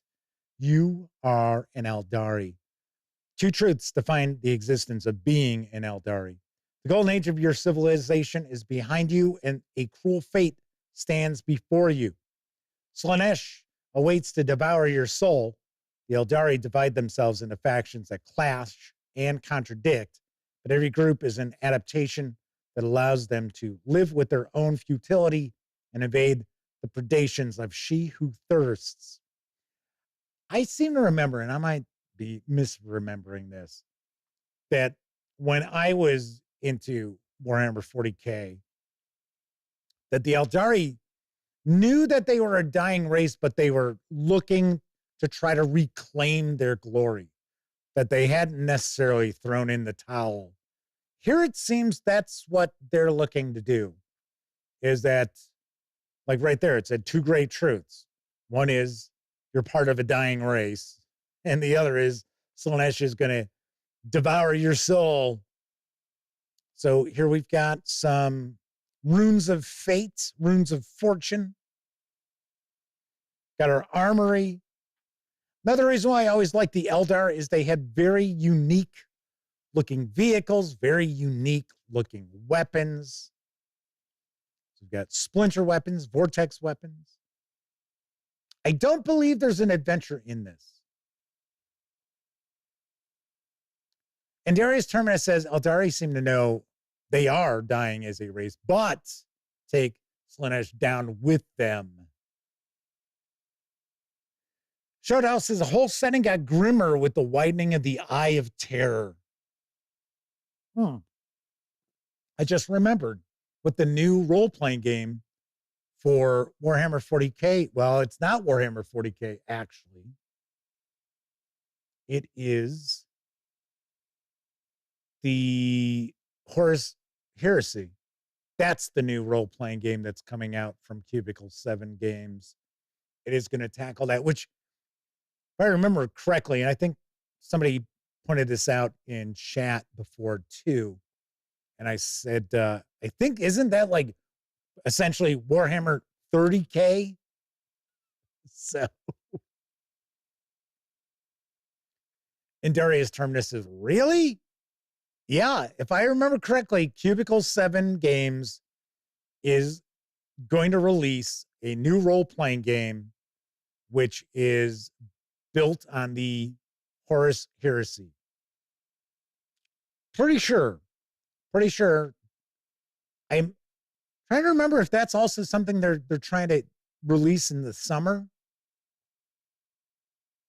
I don't know. The reality is, and nothing against Cubicle 7 Games, because I love a lot of their stuff. And some folks with the company are good buddies of mine in the industry. But sometimes when they, they're like, oh, this is going to be out in Q2, sometimes they slip to the next quarter. So, like, there were things from time to time that were supposed to release at Gen Con that they just didn't get in across the pond in time. That has happened to them a couple of times or more at Gen Con. So even if they're saying, oh, yeah, like the old world, which I am interested in checking out, obviously, although it is going to be a completely different system than Warhammer Fantasy Roleplay, if I remember correctly, I think it's a dice pool D10 system. I think, if I remember correctly. And if maybe I'm imagining the Horus Heresy role-playing game, but I don't think I am. I think that is also going to use a completely different game system, which I think is kind of strange. All right, so we have, looks like this is a Game Master section here. So there's the craft world of Ulkari. Isn't this crashed? I thought this is crashed somewhere on one of the planets in the Gilead system. Because I know there's an adventure that recently came out. So Shondell says, exactly, Leroy. Or are you trying to do the Great Gildersleeve? Leroy. Tell you what, if you follow the Gaming Gang for a while, I'm a huge fan of old time radio. I have a hard drive that's got 2 terabytes, almost 2 terabytes of old time radio shows. And old time radio shows in MP3, an hour show is probably around 10 megabytes because, it's not looking at 320 kilobits per second or anything like that. The Great Gildersleeve still stands up to this day. And it's really essentially the first situation comedy. Kind of wild. Shondell says, no wonder you wanted to do a podcast. Not really. I got to be honest. I don't like hearing my voice. I really don't. And that's what kind of bugs me when I'll get comments from people. It's on the live streams. And it's like, oh, this guy loves to listen to his voice. Oh, you could tell this guy loves to listen to himself talk. It's sort of like, okay, jerk off. It's a live stream. Am I just going to sit here in silence? It's like, what are you, an idiot? Okay, so like I said, this looks like this is our Game Master section. Or maybe some of this is also player facing. Because we got the Dark City. Of all the Aeldari cultures that survived the fall, Drakari society most resembles the depraved clade within the Aeldari Empire that led to the birth of Slaanesh. Or Slaanesh? I'm not sure about the pronunciation. Semper Buffo says the reading that the Horus Heresy role-playing game, spring 2026. Aha! See? I didn't think I was going crazy. I am crazy, but I didn't think I was, nuts about that. All right. Weirdly enough, and I don't know if this is true, but this is the vibe I always got. I always had the impression that the Eldar, or Aeldari now, were actually based on, as I would have pronounced it until recently, Melniboneans. What I guess the real pronunciation is Melnibians. I think that's how it would be pronounced. Because I always said Melnibone, but that is not how it's pronounced. It's pronounced Melnibone. Always kind of felt like that was an inspiration. Not necessarily Elric, but his race, because especially I can tell you the Drakari here, yeah, that would be my guess. Looks like we're getting some information about some of the areas of the Dark City. Drakari in Gilead. There is no doubt that the Drakari, and more specifically, the denizens of Hakalina Deep, have been taking a particular interest in the Gilead system of late. Their sleek and deadly void ships have been seen on several occasions, apparently scanning the outer reaches of the system. Rumors abound as to what they seek, but whether their objective is to claim or to destroy remains to be seen. I did notice we've got some plot hooks throughout, so that's why I was thinking, yeah, this is probably more of a Game Master facing or I should say, these are more of the game master facing sections than player facing, because why would you share the plot hooks with the players? Servants of the Laughing God. So this is going to tackle the Harlequins. Artwork throughout, very nice. Paper stock, also very nice. Now we've got their Pantheon. The fate of all Aeldari. The Aeldari's efforts to stave off death do not stem from a base fear of the unknown so common to the lesser races of the galaxy. All Aeldari are aware of the eternal damnation that awaits them with open arms and hungry jaws. Created from the collective Aeldari psyche at the height of their species-wide debauchery and hedonism, Slaanesh lays claim to every Aeldari soul, drawing their souls inexorably through the warp to be devoured. The Aeldari are a dying race, so necessity has driven each Aeldari culture to develop its own method to keep their souls from Slaaneshes or Slaaneshes or however you want to pronounce it. Dreadful maw. The unique way each culture deals with death and the dark fate awaiting them is one of the largest factors shaping their disparate lifestyles and beliefs. Running mixed parties. Humans among Aeldari. Though it isn't a regular occurrence, Aeldari have been known to fight alongside non-Aeldari, but such alliances are usually temporary and only intended to serve the Aeldari's greater purposes. That would make sense. Among the humans, frameworks. Frameworks help manage expectations for your game's scope and style. Remember we talked about tiers a bit? So this kind of plays into that as well, while reinforcing the moods and themes you wish to highlight. Each of the following frameworks focuses on one of Gilead's factions, portraying at least a portion of their activities and objectives within the system. So we've got Heeding the Call, Nightfall in the Garden, An Open Door is an Invitation, Prowling the Void, Children of the Sleeping God. I think that's going to wrap this up. Yes. So then we've got the Forsaken System Player's Guide, ad for that, and Church of Steel, which I think is vehicles, if I remember correctly.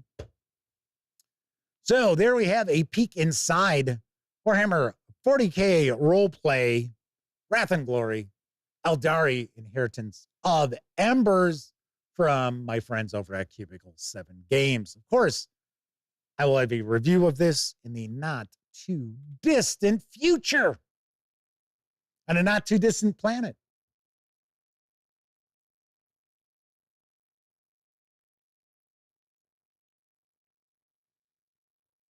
Lemon RX says, I wonder how many Warhammer books the average Warhammer enthusiast has read. I feel it's in the 30s. That would not shock me. I would say you would have to be a serious enthusiast, though. Lemon RX says, since I'm getting into Warhammer Fantasy, I was thinking I should read some of those Gotrek and Felix books. I checked out the first one, and it was all right. It was okay. I know, I'm trying to remember, it's not Kim Stanley. Kim Newman? Is that his name? He did some, these are relatively old though. It's like Guinevere the Vampire. I might be going way out on a limb on this stuff. For some reason, that rings a bell. So if you've ever encountered Anno Dracula, which is if Dracula really existed, and then, of course, you know, he spreads his talons into everything. So he becomes like the ruler of the earth. So Anno Dracula is kind of interesting, kind of wild. And You've got like Jack the Ripper ends up being Dr. Steward, or I should say Dr. Seward. Yeah, it's pretty cool. And then the books kind of jump generations. So like there's one book that's in the 60s. There's one that's, World War I era. So Guinevere the Vampire is from Warhammer Fantasy. Oh, there you go. The Vampire Guinevere. Thank you. There you go.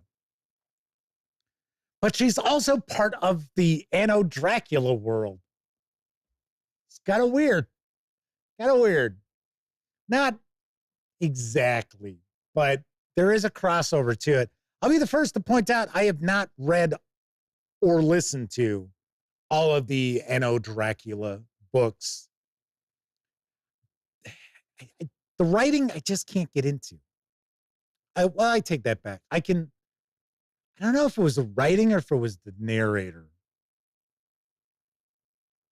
Tell you one issue I have with audiobooks is when they're all over the place as far as their sound level. It's like, come on. Because all of a sudden then the narrator's talking really quietly and can't really make out what they're saying. And then you turn up the volume so that you can hear what they're saying. And then all of a sudden, fucker.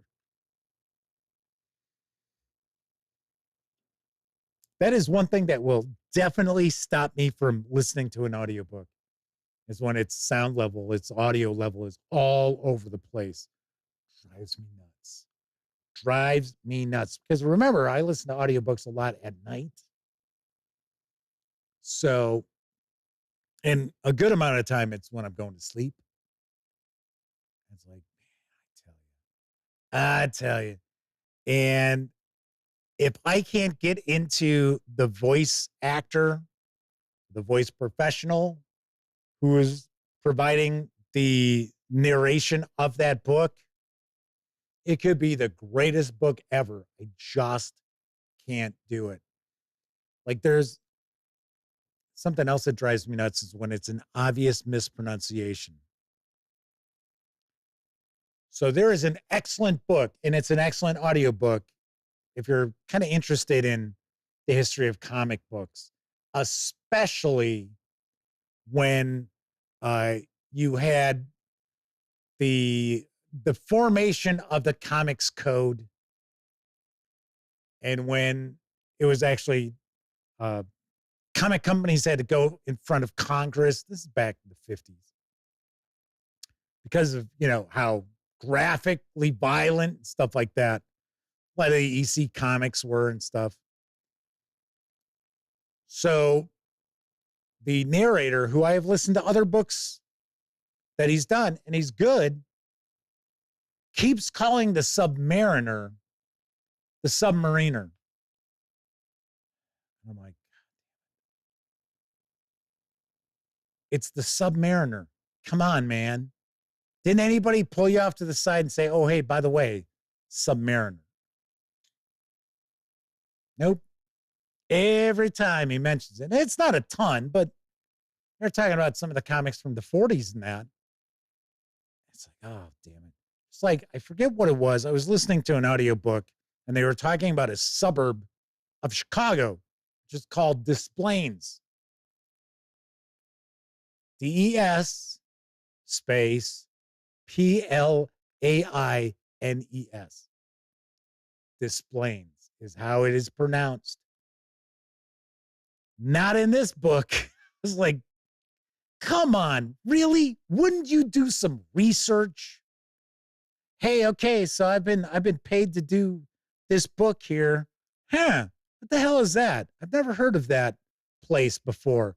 Hey, could somebody look this up for me? Fuck. Showdown says they're nervous about the remakes of the Discworld audiobooks.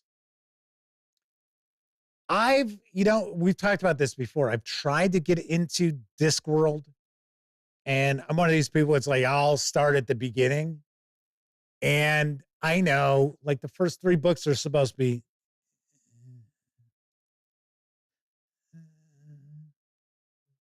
And then they actually pick up. But it's like, yeah. And then I've even read some articles where it's like, oh, hey, you should, if you're new to Discworld, read the books in this order. And of course, it's never starting at the beginning, right?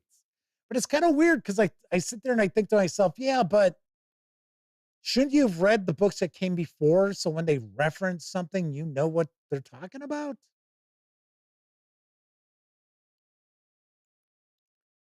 Somebody's talking about DB. So hang on. Limit RX says, I have that issue with podcasts. The auto-generated commercials are 3 times the volume of the podcast. I have encountered that as well. Kevin King says, Big Finish Productions has sound level issues. If I remember right, some of the stuff that I had listened to from Graphic Audio was sort of the same.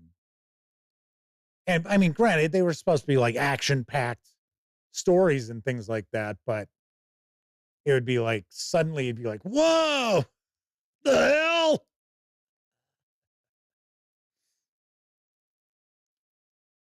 DB's talking about somebody who would pronounce chimera as chimera. Chimera, chimera, tomato, potato. That's what I always thought was kind of funny. Has anyone ever heard somebody refer to a potato as a potato? I know I haven't, ever. I think I heard somebody refer to a tomato as a tomato once, but they were talking about tomato paste. That's like, yeah, tomato paste. It's like, yeah. Okay. Sean Doll says, love Graphic Audio, but they hate my eardrums.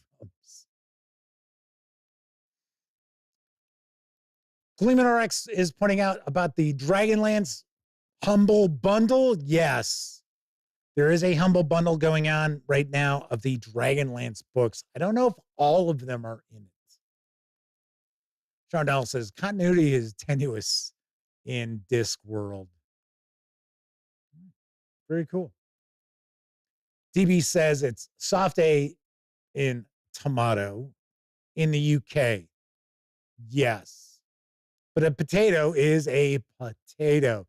Yes, I have enough relatives who grew up in Ireland who refer to it as a potato.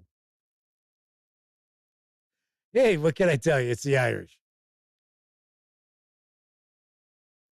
Kevin King says, Dragons of Autumn Twilight is not aged well.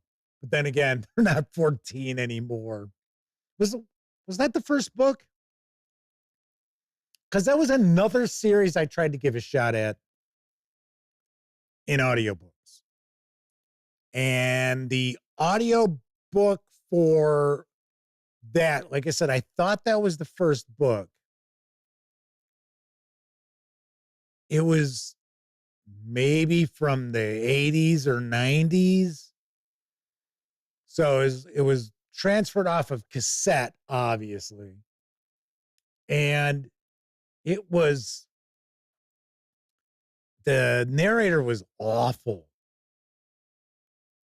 It was kind of like, and I don't expect a narrator to suddenly be, busting out the Stanislavski method when they're reading a book.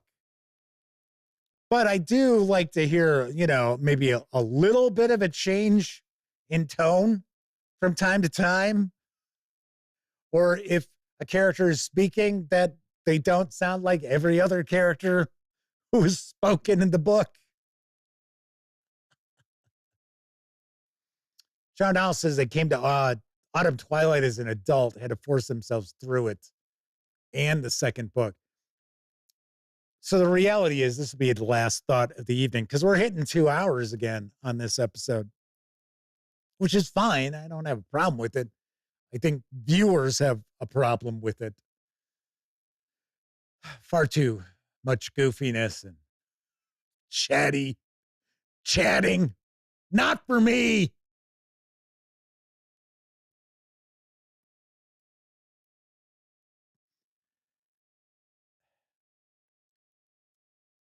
So I think by now, most of you out there who read, because not everybody does. Not everybody does. Not a lot of, I should say not a lot. There's still people out there who read for pleasure. Not as much as there once was, sadly, which I think carries over to some of the downright idiocracy that takes place in our world. But as far as genre fiction goes, and we're going back to 40s, 50s, 60s onward, most genre fiction, when I say genre fiction, I'm talking science fiction, fantasy, sword and sorcery, books that are based on other IPs, Warhammer books, Dungeons and Dragons books, Vampire the Masquerade books, whatever, right? Novels that are based on these worlds and stuff. That's what I mean when I talk kind of like genre fiction. The vast majority of genre fiction is absolute garbage. It's just fucking awful. And it's funny as an adult to look at some of the stuff that you read when you were a teenager and we're like, oh man, this is great. It's like, holy shit, how did I like this book in the first place? Like, what am I, insane? Just like, I'll never forget my best friend, Elliot Miller, who I have not mentioned this show. The 2-hour mark and I haven't said anything about Elliot. He was a big fan of Starsky and Hutch growing up. Because Starsky and Hutch, what is 76-ish, something like that. So, you know, you're in grade school. Remember, I always call it grammar school. You're in grade school. He was in grade school, loved Starsky and Hutch, thought it was so cool. And then I remember we're probably, I don't know, juniors in high school. And I'm talking to him. I think it was on the phone or something. I said, yeah, because Starsky and Hutch, they were starting to show reruns on, you know, one of the UHF channels. He's like, yeah, I was watching Starsky and Hutch last night. I'm like, oh yeah. He goes, God, that shit. He goes, how could I have liked that show? It's like, I don't know, probably because you were 11 or whatever, 10 years old at the time. Yeah, okay.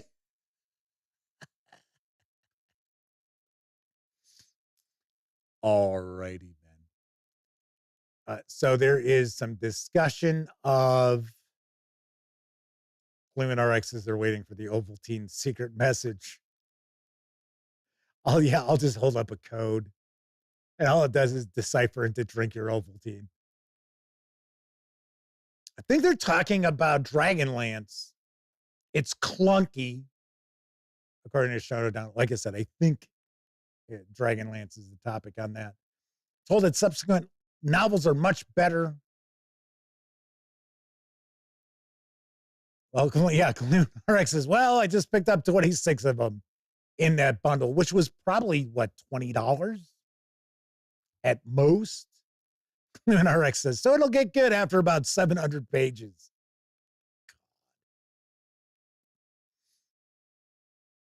Kevin King said, could be worse. They could still be talking about the life of freaking hobbits on page 700. Oh, wait, different series. Is Kevin King implying that he does not like Tolkien? Is that what's coming out here? Speaking of Tolkien, I had a buddy in Arizona whose favorite part of The Lord of the Rings, as well as The Hobbit, I don't remember as much of it in The Hobbit as Lord of the Rings, were like the songs and the poems. I was like, really? I'm like, the first time I read it, I was like, okay. Second time I read through The Lord of the Rings, I was like, skip. Oh, skip. Oh, here's another. Oh, they're singing this. Oh, skipping that. Moving along. It's like, no, man, I love that. His favorite character was Tom Bombadil. His wife thought he was nuts, but I'm like, really? In The Lord of the Rings, that's your favorite character? He's like, oh, yeah. Love that character. It's like, all right, all 10 pages that they're being mentioned. Okay. Okay, so that is it for this time out. If you're watching live, thank you very much. If you watched live and took part in chat, bigger thank you, because not only are you keeping me company, you're keeping each other company as I'm going through the news or doing a flip through, doing an unboxing, what have you. But of course, I know a lot of folks out there, they don't have an opportunity to watch live. Doesn't matter if you're watching live or on Memorex. Really do appreciate you taking time out to watch any of the over 2,100 videos here on the Gaming Gang channel. Yeah, there are more than 2,100 videos. Pretty hard to believe. Pretty amazing. If you like the video, by all means, please give it a quick thumbs up. Subscribe to the Gaming Gang channel if you haven't already. And if you do subscribe, don't forget, ring that bell, because it'll not only let you know when the Dispatch streams live Tuesday, Wednesday, and Thursday evenings right here on YouTube. It'll also let you know when I share other videos, such as Monday's review of Cthulhu by Gaslight's Keeper Guide from my pals over at Chaosium Inc. Yes. I know you're probably sitting there thinking, well, wait a second, Jeff, it's still in shrink. Just going to open that up, read it before you do the review. Yeah. But I can rock through this. Take a look here. It's probably about, it looks about 270, 280 as far as pages go. I can rock through this in probably about 4 or 5 hours. Maybe I might even be going a little long on that. So yes, not a problem. Enjoy the rest of your morning, afternoon, evening, whatever time of day it is in your neck of the woods. Have a great weekend, and I hope to see you next Tuesday. Once again, if you're interested in Cthulhu by Gaslight, pop by the channel on Monday. It should be up for you. I'm Jeff McAleer. Thanks for watching. And as I like to end the show, I always hope each and every one of you gets to enjoy plenty of great gaming with your gang.